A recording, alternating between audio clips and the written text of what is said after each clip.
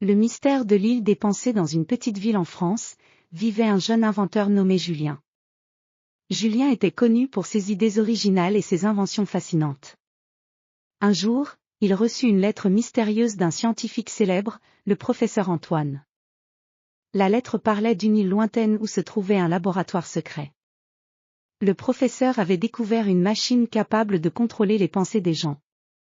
Cette découverte était à la fois incroyable et inquiétante. Julien était curieux et décida de se rendre sur l'île pour en savoir plus. Il se prépara pour son voyage en emportant une carte ancienne, un sac avec de la nourriture, une boussole, et un carnet pour prendre des notes. Il enfila des vêtements légers et solides, car l'île était connue pour son climat chaud et humide. Le matin suivant, Julien embarqua sur un bateau en direction de l'île. La traversée fut longue et l'océan était calme. Les vagues se balançaient doucement sous le soleil éclatant. Après plusieurs jours en mer, Julien arriva enfin à l'île. C'était un endroit magnifique avec des plages de sable blanc et une forêt dense. Au centre de l'île se dressait un grand laboratoire, caché parmi les arbres. Julien approcha du laboratoire et trouva une entrée secrète dissimulée derrière des buissons. Il entra prudemment et découvrit un grand hall rempli d'appareils étranges et de machines bruyantes. Les murs étaient couverts de graphiques et de formules scientifiques. Julien fut impressionné par la complexité de l'endroit. En explorant le laboratoire, Julien rencontra plusieurs personnages intéressants. Le premier était le professeur Antoine, un homme âgé avec des cheveux gris et des lunettes rondes. Il était en train de travailler sur une machine complexe avec de nombreux fils et lumières clignotantes. Le professeur expliqua à Julien que la machine était conçue pour influencer les pensées des gens, mais qu'elle n'était pas encore terminée. Le deuxième personnage était Amélie, une assistante du professeur. Amélie était une jeune femme enthousiaste avec des cheveux bouclés et un sourire amical. Elle aidait le professeur dans ses recherches et était impatiente de montrer à Julien les progrès réalisés jusqu'à présent. Le troisième personnage était un gardien nommé Henri, chargé de protéger le laboratoire et de s'assurer que personne ne découvre le secret. Henri était un homme robuste avec des bras forts et un regard sérieux. Il était sceptique à propos des intentions de Julien et voulait s'assurer qu'il ne causerait aucun problème. Julien passa du temps à discuter avec le professeur et Amélie, apprenant comment la machine fonctionnait.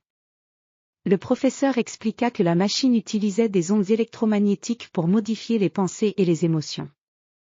Il voulait utiliser cette technologie pour aider les gens en les rendant plus heureux et en résolvant les conflits. Cependant, il était conscient des dangers potentiels et de la responsabilité que cela impliquait. Un jour, alors que Julien explorait le laboratoire, il découvrit un document caché dans un tiroir. Le document était une lettre du professeur, expliquant ses doutes sur l'utilisation de la machine. Le professeur avait des inquiétudes sur le fait que la machine puisse être utilisée à des fins malveillantes si elle tombait entre de mauvaises mains. Il se demandait s'il devait continuer ses recherches ou détruire la machine pour éviter des abus. Julien décida de parler au professeur de ce qu'il avait trouvé. Il expliqua que la technologie pouvait être très puissante et qu'il était important de réfléchir aux conséquences. Le professeur écouta attentivement et comprit qu'il devait être prudent avec ses découvertes. Le lendemain, Julien, le professeur, Amélie et Henri se réunirent pour discuter de l'avenir de la machine. Ils convenirent qu'il était important de garder le secret et de protéger la technologie jusqu'à ce qu'ils trouvent un moyen sûr de l'utiliser. Le professeur décida de suspendre ses recherches et de détruire certaines parties de la machine pour éviter tout risque.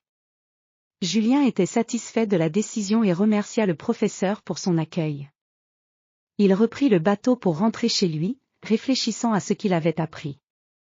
Le voyage lui avait montré l'importance de la responsabilité dans la science et la nécessité de toujours penser aux conséquences de ses inventions. En rentrant chez lui, Julien se sentait inspiré. Il décida de continuer ses recherches en se concentrant sur des projets qui pourraient apporter des bénéfices positifs à l'humanité, tout en restant attentif aux implications éthiques de ses découvertes. Le mystère de l'île des pensées était résolu, mais il avait laissé une impression profonde sur Julien, qui était maintenant plus déterminé que jamais à utiliser ses talents pour le bien.